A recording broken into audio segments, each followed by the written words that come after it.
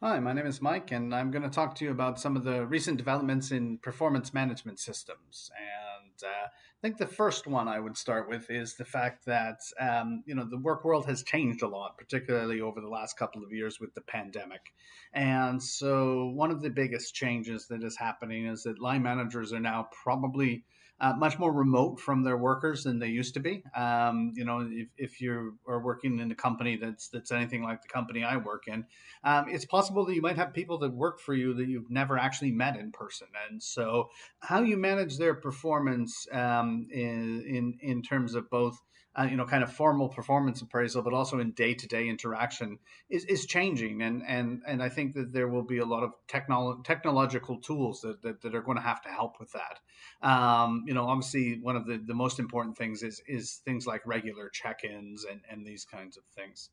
Another thing that is very much impacting performance systems is AI and machine learning, and I think that there is a fairly large role for that to play in the future. And so just like every other area of our lives, the ability to crunch huge amounts of data is changing how we do things. And I think that when you look at a lot of different roles, you will start to see that just as you find job description databases, you will start to find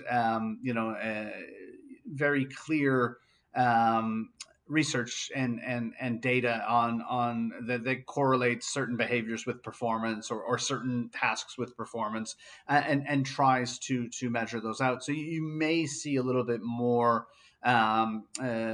machine driven assessment of people's performance.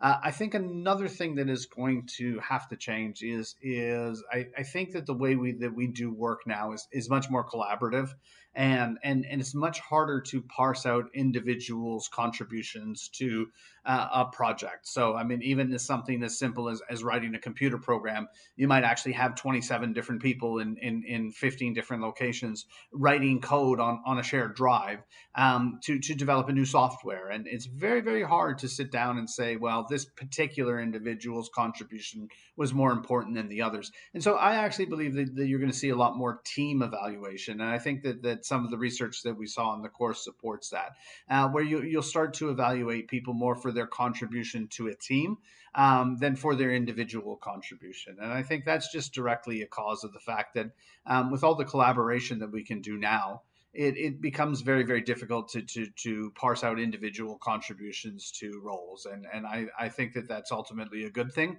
And I think we'll see a lot more team evaluations in the future. Thank you.